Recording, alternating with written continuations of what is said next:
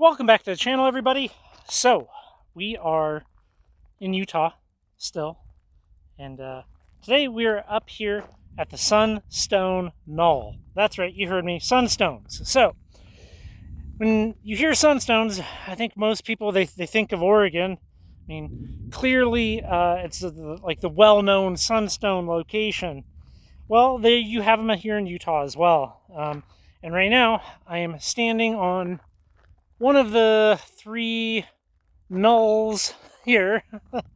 There's another one back there where this Labradorite sunstone is eroding out of. It's quite prevalent. You can surface pick. You can do some hard rock digging for it. They are obviously not as quality as Oregon's, but if you're driving down the highway, maybe you can see right on the other side of the train tracks there. That is Highway 257, and yeah, it's literally right off the road. It's a BLM site, so you could always drive around the knoll here and camp if you want. But let's look at some sunstones. So you can see that's what we currently found. There's a little piece in there with some basalt attached to it. But we're just kind of walking around picking right now. But you can see here, people have been digging up here. I don't know if that's the best use of time. I think that the sunstones out here are kind of neat, but maybe not a destination, and not really something that you're going to probably be faceting. So pretty much that.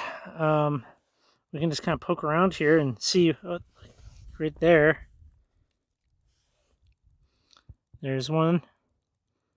So I kind of just want to get some for the jar here so that I can kind of say that I have some Utah sunstones. Clearly people have been notching in here, and there could be sunstones in any of this material. So something fun to do right off of the highway.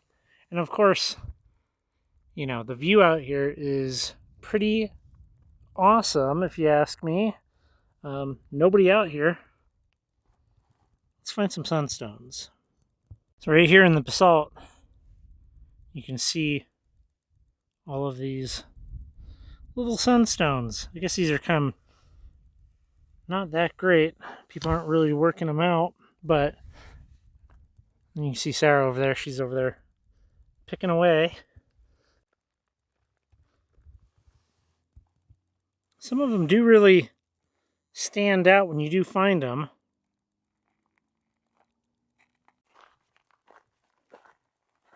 Reach down for that, and then there's that one. Oh, that's pretty big. Yeah. Do you want to be the jar keeper? Sure.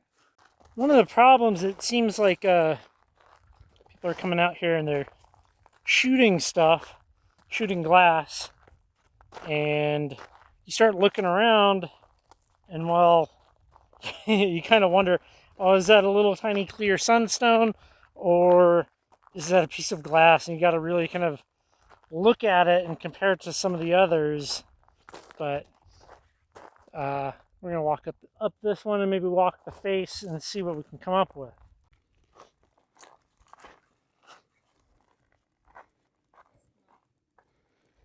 Not the clearest, but it's kind of big. Yeah. Yeah, that's pretty good.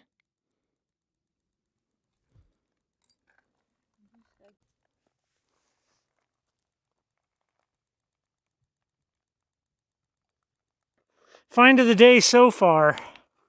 Oh my gosh. That's actually pretty good.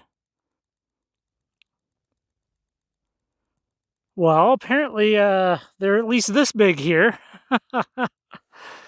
Okay. Well, that feels good to find something chunky.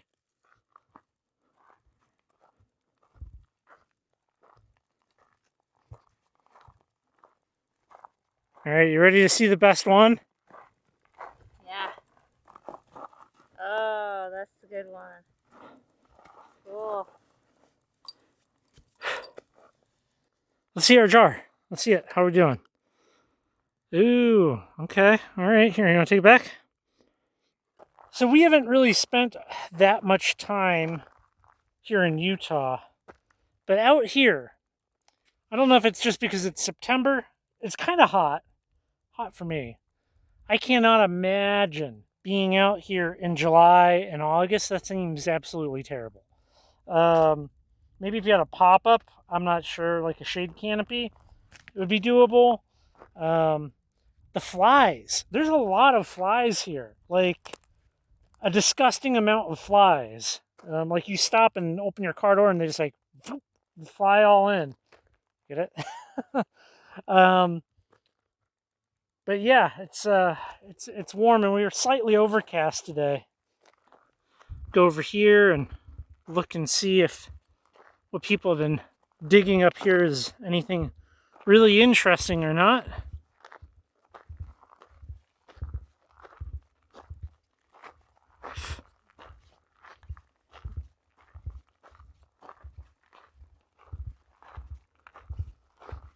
I mean, people are definitely chasing something, right?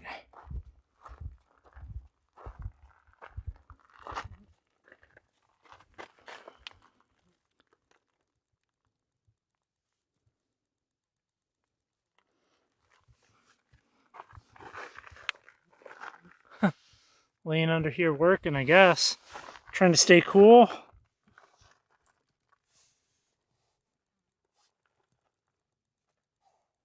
This looks like they're chasing whatever that is, that white.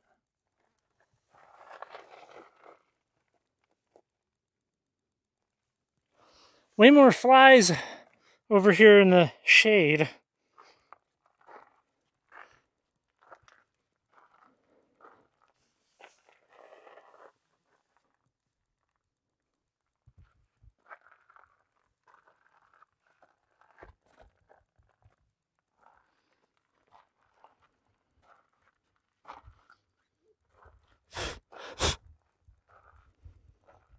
See. I mean, I can just assume that these are going to be kind of, I guess, low quality Labradorite. The erosion here is really interesting. Yeah, the rock down there people have been driving around. Great view out here in the desert. Yeah, wow, that one's pretty good. Look at that.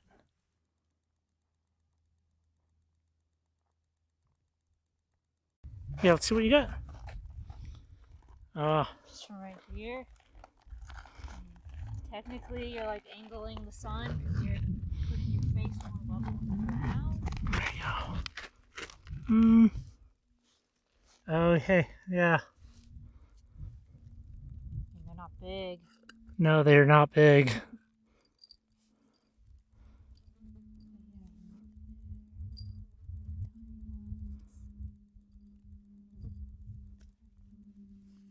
I think we did pretty good for ourselves. Just kind of meandering around the hillside. Pretty fun. We're going to have to get these back in the shop, get them all nice and clean, which should be pretty easy to clean up. Not bad for some real quick searching. See you back in the shop. I make no claim to be an expert in sunstones, but we do have two very different sunstones here, two different locations. And we just have these champagne colored ones. You can look at these. So, which one do you think is nicer? Okay, now these are just the champagne colored ones. There's no colors, no inclusions, right? Just trying to feel you out. Is that what you would consider acceptable? I know people make like beads out of these. They'll use them faceted and as like like an accessory stone in jewelry and things like that. What's the more desirable as I've dropped things? What's the more desirable sunstone here? Is it this one or is it this one? Why don't you drop a comment down below? Let me know what your thoughts are. So what we have here is Sunstones from the Spectrum Mine in Oregon, and these are the ones from the Sunstone Knoll. I would say that these have at least the ones that we found, are definitely more clear, right? These definitely have a higher level of clarity to them, which I don't think is that what people want? I don't know. And obviously we got that big guy, right? It does have kind of like a fracture going through it, but you know, I don't really have any plans on doing anything specific with these, and the location is out of the way. But what I find to be interesting is,